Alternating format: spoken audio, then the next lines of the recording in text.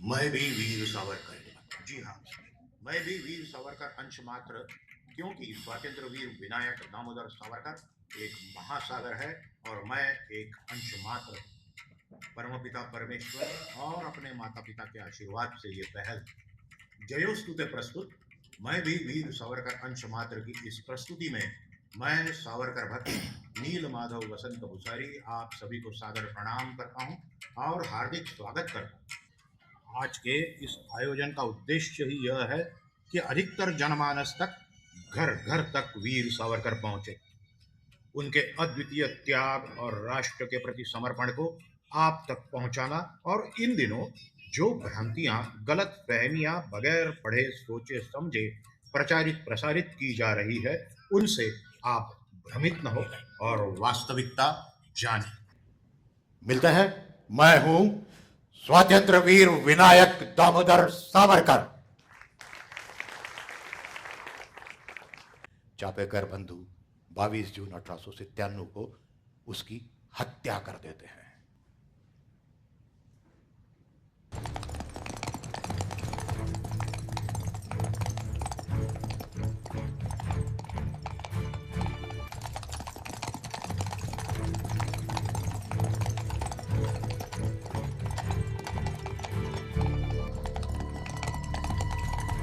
अरे गोंदे आला रे आला।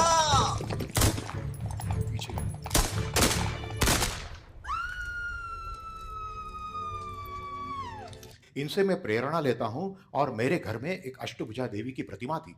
उसके सामने खड़े रहकर मैं प्रतिज्ञा करता हूं कि मैं भारत की स्वतंत्रता के लिए सेतु बनकर कार्य करूंगा, प्राणार्पण करूंगा, और मेरे शब्द थे मारता मारता मरे तो लड़े, मराठी में। हिंदी में मारते मारते मरने तक लड़ूंगा। मुझे कपड़े चाहिए एक बैलगाड़ी भर के। मेरे दोस्त पुणे जैसे शहर में बैलगाड़ी भर के कपड़े इकट्ठा करते हैं और विदेशी कपड़ों की होली 7/10/1905 को लकड़ी पुल के नीचे पुणे में जला दी जाती है। यहाँ पर मैं जहाँ रहता था वहाँ पर लिखा हुआ है कि सावरकर जी यहाँ पर इस समय रहते थे, और ये कमरा अभी भी लंदन वालों ने सुरक्षित रखा है। सिख धर्म का इतिहास लिखा और वो इतिहास भारत मैंने पहुँचाया पब्लिश होने के लिए, छपवाने के लिए। रिवाजानुसार इतिहास जब्त हो गया। ब्रिटिशर्स भारत पर, नागरिकों पर कितने अत्याचार कर रहे हैं। एक गैलिक ऑफ अमेरिका का न्यूज़पेपर था जिसमें मैं ये खबर छपवाने का प्रबंध करता हूँ। खबर छपती है, उसका कई भाषाओं में अनुवाद होता है, रशियन, पुर्तगीज और कई भाषाओं में अनुवाद होता है, और ये खबर विदेशों में पहुंच जाती है। और भारत देश का ध्वज ही नहीं था। मेरे द्वारा बनाया हुआ ध्वज वहाँ पर फहराया जाता है और मैडम कामा को अनुमति मिलती है ध्वज फहराने के बाद में कि अब आप वहाँ पर अपना भाषण दे सकते हैं। ये ब्राउनिंग रिवॉल्वर का चित्र है। इसके साथ में मैं व्याख्यान को, इस प्रस्तुति को जोड़ते जाऊंगा ताकि आपको लिंक लगती रहे इसकी। इटालियन महिला ब्राउनिंग रिवॉल्वर पहुँचाने के लिए मुझे मदद करती है। उसी समय येसु वहिनी घर पर अकेली थी। भावाविवेश में आकर वो मुझे पत्र लिखती है कि अरे विनायक, अब क्या होगा देश का, हमारा क्या होगा, और हम इस क्रांति के सेतु को, इस कार्य को आगे कैसे बढ़ा पाएंगे। वे मुझे पत्र लिखती है और उसका मैं बढ़िया सा उत्तर लिखकर भेजता हूं।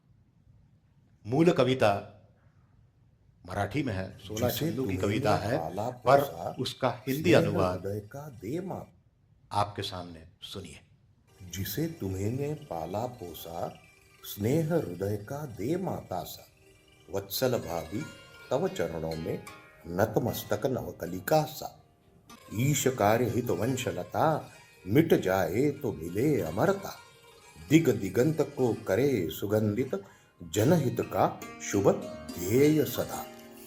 भारतीय स्वतंत्रता संग्राम का एक और सुनहरा पहलू, मदनलाल धिंग्रा। भावातिरेक में मेरे आंखों से अश्रुधारा बह निकलती है और एक अजरा अमर काव्य का जन्म होता है 10/12/1909 को।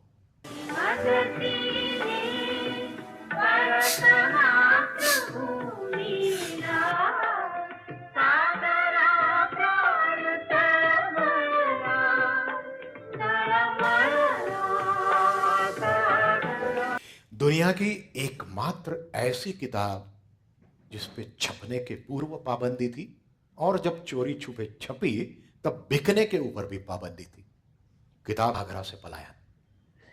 शायद उसी से प्रेरणा लेके मेरा एक हमशक्ल तैयार किया जाता है। योजना यह बनती है कि मैं जिस कार में हूं, वाहन में हूं, उसे रोका जाए, मुझे उसमें से उतारा जाए, मेरे हमशक्ल को वहां बिठाया जाए और मुझे तुरंत भगाकर एक बोट में बिठाकर दूसरे देश के लिए रवाना कर, समुद्र में छलांग लगा देता हूं।